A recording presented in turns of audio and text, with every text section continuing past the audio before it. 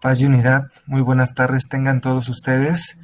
De nueva cuenta les doy la más cordial de las bienvenidas a estos temas que les estamos presentando con mucho cariño y entusiasmo de parte de nosotros, de Micael Mater Unitatis de Celaya, Guanajuato. Para los que ya me conocen y para los que no, bienvenidos. Y mi nombre es Fidel Pacheco, soy miembro de Micael Mater Unitatis. Aprovecho para mandarles saludos a todos aquellos miembros de los demás centros Micael que se encuentran en la República Mexicana. Y pues bueno, les traigo este tema que se llama ¿Solo derechos o también deberes? Que es parte de nuestra formación permanente. Y pues comenzamos. Miramos la vida. ¿Qué vemos en las imágenes? Las imágenes que se encuentran a la derecha de la pantalla. Según las imágenes, ¿qué derechos tenemos las personas? Tenemos también algunos deberes. ¿Cuáles son esos deberes? Hoy día se habla mucho de derechos de la persona, derechos del niño, derechos del trabajador, de la mujer, del enfermo. Tenemos una conciencia más viva de que la dignidad de la persona humana exige ser respetada en los diferentes aspectos muy concretos de su vida. Pero a los derechos corresponden también deberes. El 10 de diciembre de 1948, la Asamblea General de la Organización de las Naciones Unidas, la ONU, proclamó la Declaración Universal de los Derechos Humanos, que ha sido aceptada prácticamente por todos los países del mundo. Es un paso importante, pero queda sobre todo la tarea de que lo escrito sea realmente puesto en práctica. Nuestros derechos, ¿qué es lo que tenemos nosotros derecho? ¿A qué tenemos derecho nosotros como personas, nuestros hijos, nuestra esposa? Pero también, ¿qué deberes tenemos? Importante. Escuchemos a Dios, la Iglesia y los derechos humanos. La Iglesia, consciente de la dignidad de la persona humana, ha defendido siempre los derechos humanos recordando a la vez los correspondientes deberes. La defensa de la persona humana es tan antigua como el Evangelio. Los padres de la Iglesia, los teólogos y los papas han hablado en todos los tiempos para defender la libertad y dignidad de la persona, de acuerdo a las diferentes situaciones que se presentaban. A mí se me viene a la mente ahorita cuando el pueblo hebreo es sacado de Egipcio, ¿no? La Biblia nos habla de cómo los trataban realmente como unos esclavos, ¿no? Los egipcios trataban a los hebreos como unos esclavos, y dentro de la Biblia, quienes hayan tenido tiempo de leerla o de hojearla, o en los mismos pasajes que se leen en la misa ordinaria, pues ahí nos va hablando de diferentes aspectos y defensa que ocurrieron en aquellos tiempos. Sin embargo, la expresión derechos humanos es relativamente reciente y se refiere a dos tipos de derechos: derechos civiles y políticos. Derecho a la vida, a la libertad de pensamiento, de expresión, de prensa, derecho a ejercer el voto. Estos derechos se afirman para defender a la persona de gobiernos dictatoriales que dominan a las gentes. Fueron sobre todo defendidos y proclamados por la Revolución Francesa en el año 1789. Derechos económicos, sociales, derecho a la educación, al respeto a las culturas, a la salud, al trabajo, a una vivienda digna. Estos derechos son más amplios y el Estado debe promoverlos en favor de la persona. Fueron sobre todo defendidos por la Revolución Socialista en el año 1917.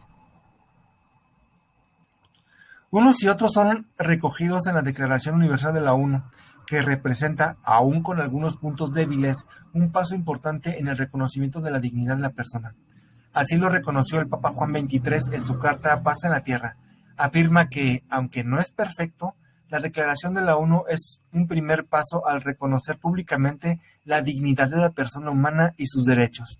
El Papa expresa el deseo de que la ONU pueda garantizar efectivamente esos derechos y sobre todo nos invita a los cristianos a comprometernos en la defensa y promoción de estos derechos, interviniendo en la vida pública. Derechos y deberes del hombre en comunidad. ¿Cuáles son estos derechos humanos? El Papa enumera los siguientes derechos humanos en su carta Paz en la Tierra. Derecho a la existencia y a un nivel de vida digno, es decir, derecho a la vida, a la integridad corporal, a los medios para un nivel de vida digno, alimentación, casa, vestido, atención médica, a la seguridad de una previsión social, para vejez, enfermedad, invalidez, para lograr viudez.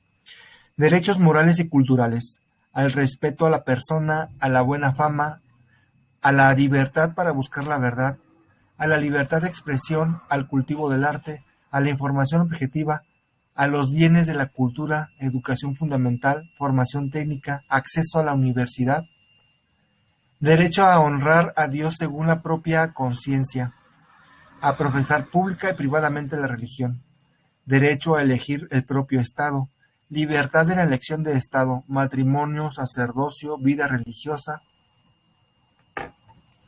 derechos en la vida familiar, que la familia sea considerada como el núcleo primero y fundamental de la sociedad, que la familia pueda atender la parte económica, social, cultural y moral, derecho al mantenimiento y educación de los hijos, derechos en el sector económico, a la libre iniciativa, al trabajo en condiciones dignas del hombre, al desarrollo de actividades económicas en condiciones de responsabilidad, a la justa retribución del trabajo, a la propiedad privada, derechos sociales de reunión y asociación. Es importante la creación de asociaciones intermedias, derecho a la libertad de movimiento y residencia dentro del propio país, derecho a trasladarse a otro país, derechos políticos, a participar activamente en la vida pública y en partidos políticos, a la protección jurídica eficaz, imparcial, justa de los propios derechos. A estos derechos les corresponden algunos deberes. ¿Cuáles son esos deberes? Todos los derechos mencionados antes están unidos a otros tantos deberes. Así, si todos tenemos derecho a la vida, todos tenemos también el deber de conservarla. El derecho a una vida digna corresponde el deber de vivir dignamente. A la libertad para buscar la verdad, el deber de buscarla cada vez más profundamente. Al derecho a los bienes de la cultura, el deber de superarse. Al derecho de la familia a educar los hijos, el deber de realizarlo. Y así con todos los derechos. Podemos buscar ampliamente en diversos foros, en diversos libros, cuáles son los derechos a los que competemos y tenemos obligación de cumplir, así como la obligación de tener los deberes que competen a cada derecho. Los que al reclamar sus derechos se olvidan de sus deberes, dice el Papa, se parecen a los que deshacen con una mano lo que hacen con la otra. Interesante, ¿no creen? Objetivo, bien común. No basta con defender y promover los propios derechos. Debemos respetar los derechos de los demás y no solo respetarlos, sino colaborar generosamente para lograr condiciones que favorezcan una vida más humana, donde todos puedan ejercer sus derechos y deberes y donde la convivencia humana produzca cada vez mejores y más abundantes frutos.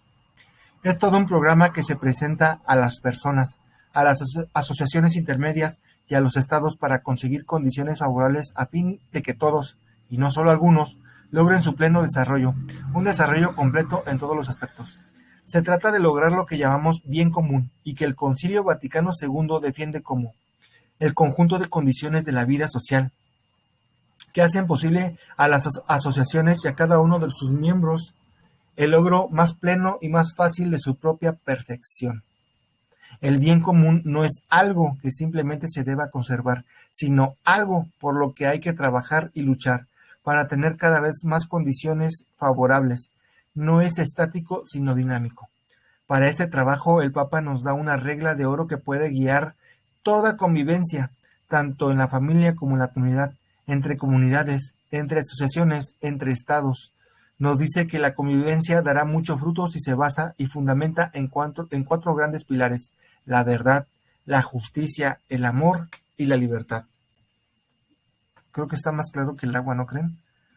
Los cristianos, que vemos en cada persona otro Cristo, estamos llamados a colaborar con todas, nuestras fuerzas en el logro de este bien común y en la defensa y promoción de los derechos humanos, que se respeten todos los derechos y los derechos de todas las personas.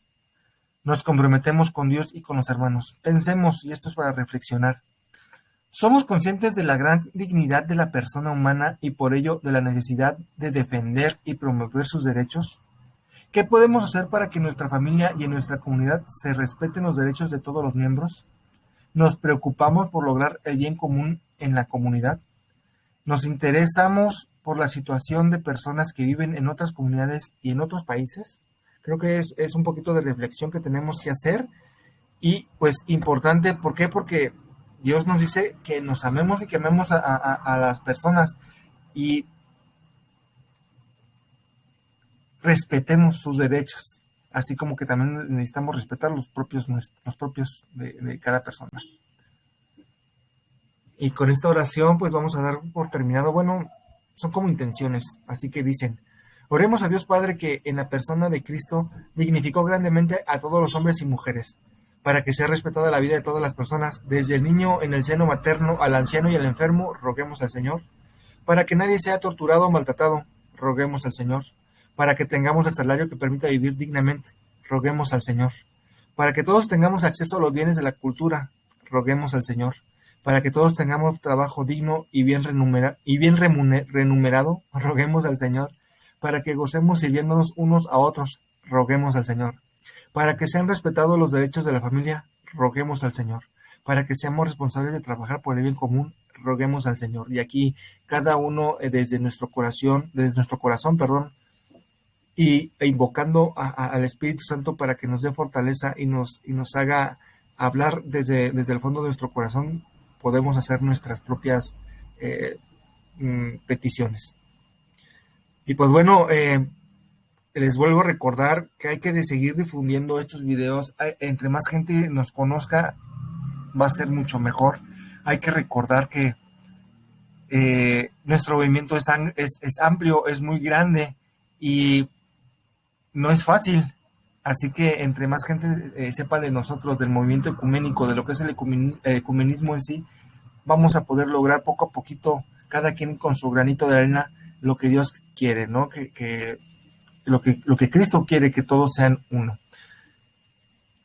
Les recuerdo también que se den una vuelta por nuestras redes sociales, por las redes sociales de los misioneros y misioneras ecuménicas, por la página Ecumenismo que se encuentra en Facebook, por nuestra página de Michael Mater Unitatis, y también les quiero pedir que este sería nuestro último tema de este ciclo. Nos vamos a tomar unos días, unas semanas para volver a revalorar y para volver a planear nuestro siguiente ciclo, así que nosotros les vamos a ir avisando cuando volvemos a retomar a través de sus presidentes. Esperamos que más o menos finales de agosto, principios de septiembre, si no me equivoco, o si es antes, nosotros les estamos informando, pero todo este tiempo lo vamos a utilizar en nuestra planeación de nuestro siguiente ciclo. Entonces, que Dios me los acompañe, me los bendiga, y nos estamos viendo pronto, ¿sale? Cuídense. Hasta luego.